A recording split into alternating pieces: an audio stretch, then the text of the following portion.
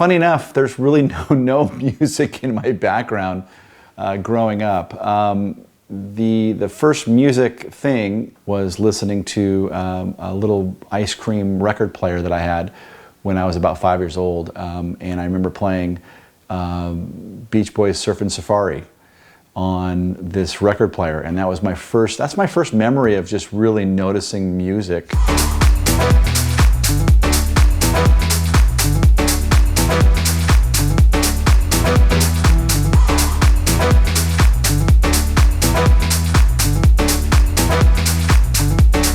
So my parents bought their first house in Van Nuys, California, and that's where I was born, and I ended up living in the San Fernando Valley most of my childhood. In fact, sorry, all of my childhood, AKA the Valley.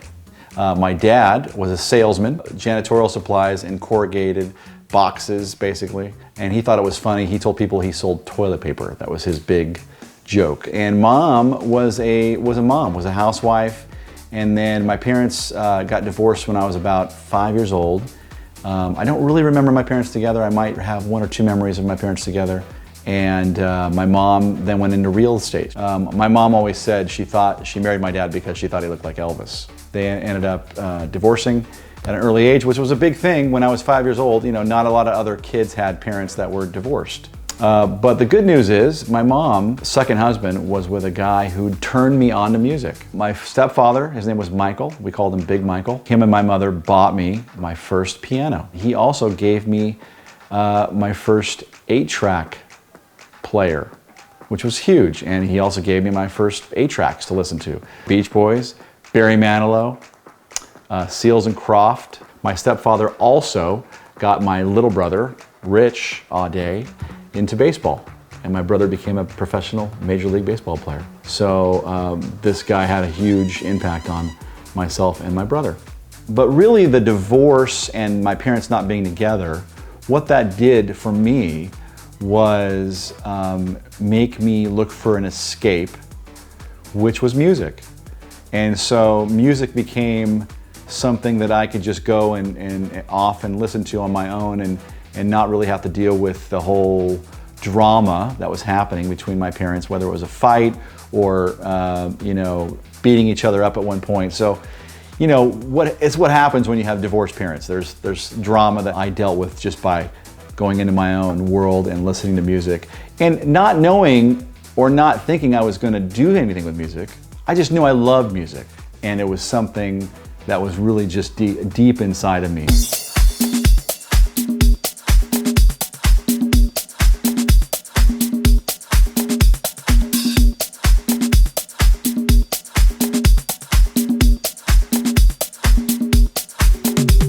I had a grandmother with a piano, and I used to just bang on the piano, and that's what turned into, oh, he's just banging on the piano, we got to get him a piano. So the piano became my instrument and my way to sort of connect with music more. My grandparents were really the big Mormons of the family, and my parents were divorced, so they weren't really going to church. So I was pretty much going to church by myself. And one of the things at the Mormon church, they had something called a road show. And this is where you go learn a bunch of songs, and you perform them for people at your church, and then you get in the car and you go to the next church. So I was designated as in the church band to play some songs for this church roadshow. I thought it would be cool to have a keyboard because you're kind of going around to each church. You didn't know if there's going to be a piano there or not. So I got this ARP Omni synthesizer that was really, really, really heavy. So I played that in this church roadshow, and that was my first experience playing something electronic. And I was immediately hooked on a synthesizer, basically. So the year was 1983. Immediately after the roadshow stopped, I started hassling my dad. You need to buy me a keyboard. I need to have a keyboard at home to play all the time. So that was my first keyboard synthesizer, a Roland JX3P. Had no idea how to work it, turned it on, started figuring things out. You know, 8th grade, they have recitals. So of course, I brought my synthesizer, and I had an amp, a little Roland Cube 60 amp. I played probably Journey Open Arms, I think, or something, or Separate Ways or something. Also, I remember playing Phil Collins' Against All Odds, right. Immediately at school I became sort of the keyboard player kid, music guy, and from there it just basically turned into, you know, starting bands in high school and being in bands with other kids. Following the synthesizer very fast was a drum machine. I also had a sequencer because this is long before computer. I immediately started learning MIDI. No one was teaching me this, just basically pushing buttons, figuring out how things work, turning knobs. That didn't work, or that was cool, or, you know, I taught myself everything.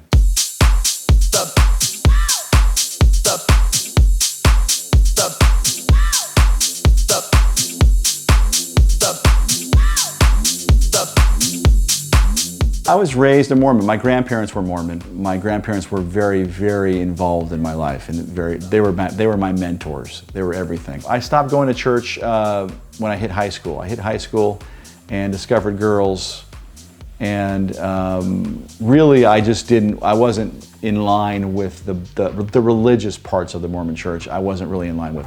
I was in line with everything else. The people were awesome. The friends I made were awesome. It wasn't, you know, it wasn't easy to keep going. Growing up in the 80s without internet and without parents that are in music, I didn't know what I was going to do with my synthesizer and my drum machine. It was a hobby. It wasn't, and so basically I thought I was going to be the keyboard player in Journey.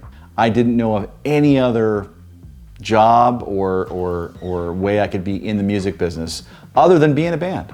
Through high school, I was in bands and played Roxy, Whiskey, Gazzarri's, which is now called something else. My first gig was at a place called Chuck Landis Country Club.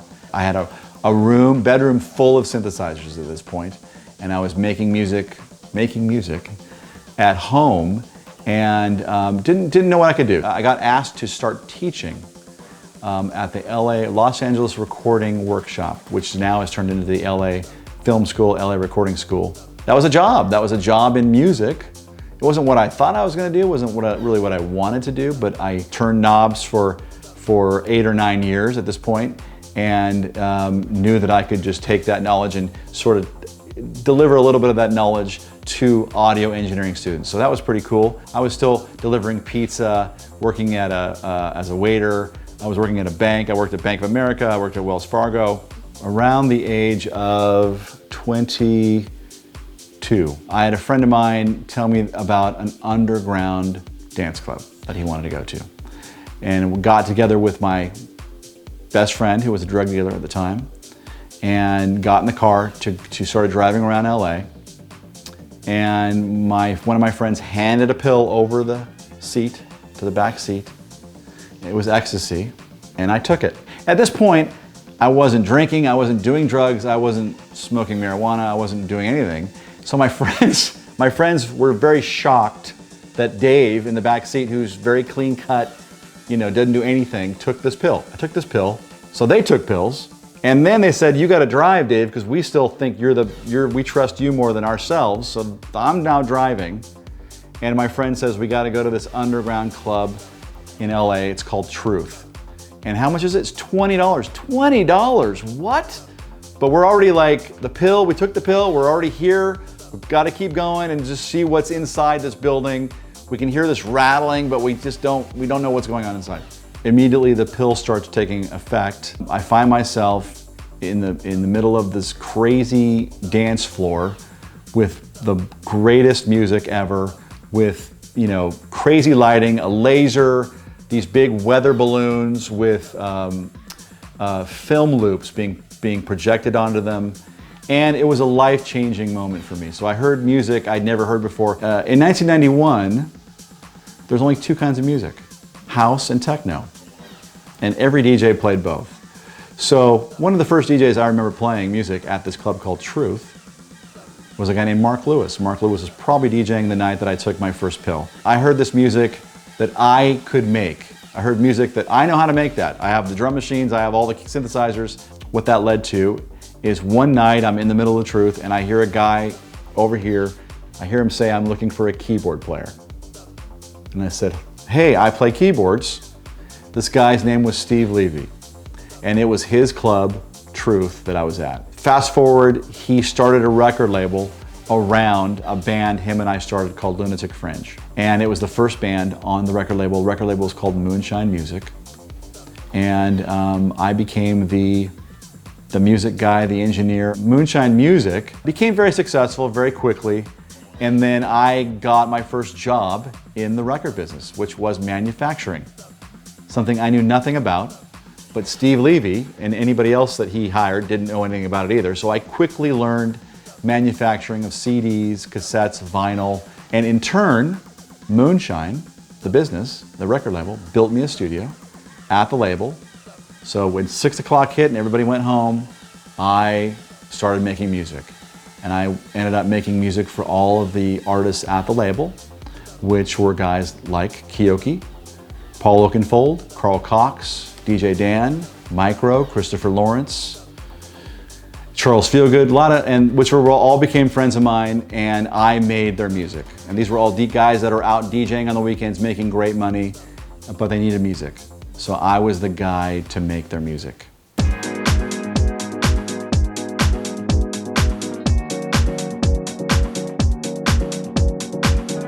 Discovering house music, techno music in 1991, going to Truth, my friends and I fell in love with this music. And the only way to hear it back in that day wasn't on the radio.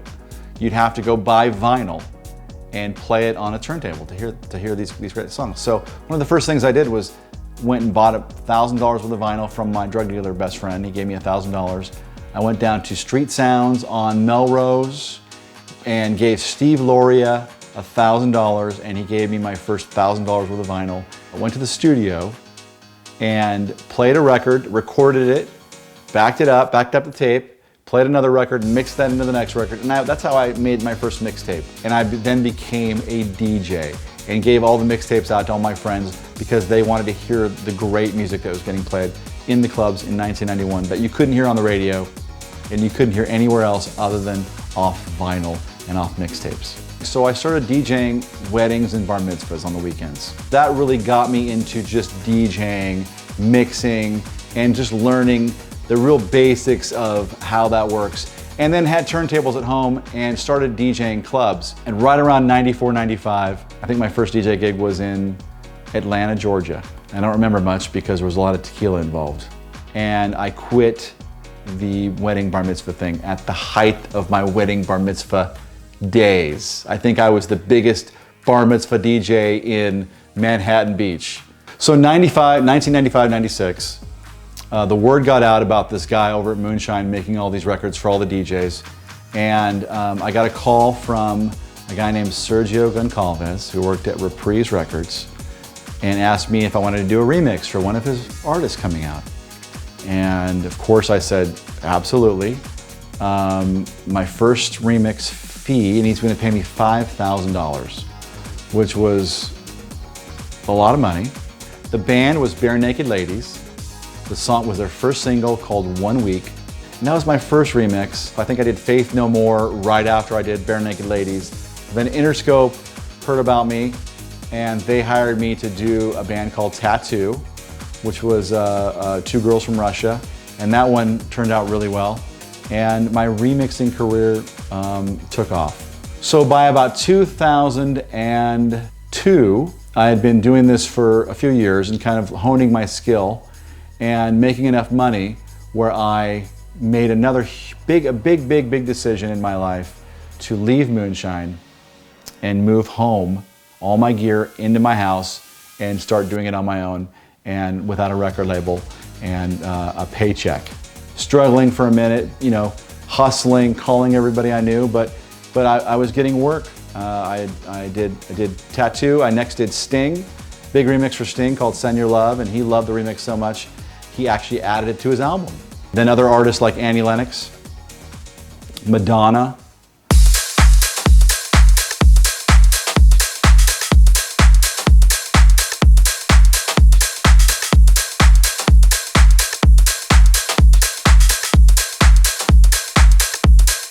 One of the first proud moments I had was getting a remix of mine on an album. That was for Sting. Another moment I can remember, I was having dinner with my wife and I got a phone call. Somebody had told me I just got nominated for a Grammy. I didn't know anything about the Grammy process, so I was in shock that, first of all, I had a song that was even submitted.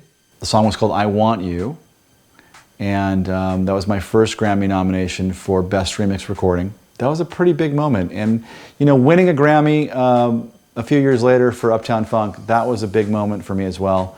But really just getting to that final is really the hard part. For the first 10 years of my career, I was in a studio with no windows. You know, it took about 15 years for the first Grammy nomination, and it's just cool to be recognized, people to take notice for something that you spent a lot of your time doing. You know, time that I didn't spend with family, or time that I didn't do something else. I spent, you know, doing this thing that I love to do, which is make music. I'll tell you about one big disappointment for me. The jury's out, but a lot of people really, really like my remix of Beyonce Partition. And I think it's probably my best remix. It was, I think, the 5th remix I had done for Beyonce, and it was the first one she did not release. It was heartbreaking because it was one of the best things I ever did. I had done Single Ladies, I had done Halo, I had done some really good Beyonce remixes, and then they decided not to put that one out.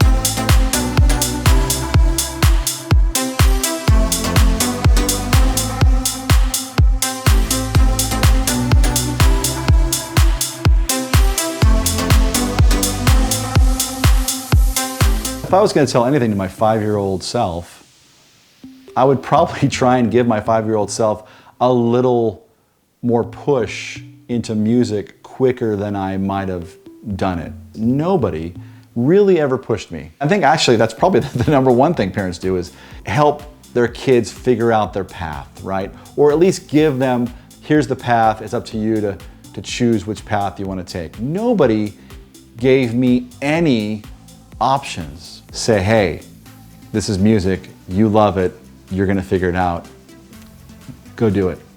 In the world we live in, where everything just comes out now, everywhere, it's kind of crazy, there's no setup. I miss the days when we used to sort of like ease into things and set things up, but I certainly don't wanna, you know, live in the past. Some of the guys I look up to, well, Calvin Harris is amazing. Amazingly talented DJ and producer. Stuart Price, Thin White Duke, amazing producer. Norman Cook, still doing it. Fatboy Slim, still doing it. Producers that I love, that really inspired me growing up and what I do. Jeff Lynne from ELO, Rick Ocasek from The Cars, Mutt Lange, who produced AC/DC and Def Leppard and married Shania Twain and did her records. Big inspiration for me, a guy named Tall Paul out of the UK. Todd Terry, big inspiration for me, because Todd Terry made what I consider to be one of the greatest, if not the greatest, remixes of all time for Everything But the Girl, Missing. I think a lot of the younger DJs are missing out on understanding mixing, creating a journey, and also for the listener, people on the dance floor. They're not having an opportunity to sort of really get into a song because they're being hit so fast, so quick with things, right? It's kind of like a wedding. You're just going hit, hit, hit, hit. And you're kind of doing the song and the artist an injustice by not letting it play. Look, I miss those moments of playing vinyl, because when you're playing vinyl, you're playing what's on the vinyl. There's no edit. You can't change it. You gotta play what's there. And there was something magical about that. Future for Dave Aude, you know, as long as people are still asking me to make records for them, I'm gonna do my best to make great records for them and be very happy that I'm still able to do something that I love to do. And I'm gonna do it as long as I possibly can. If I'm making records at 70, 80 years old, I'm gonna be the luckiest person on the planet, because it's something that I just love to do.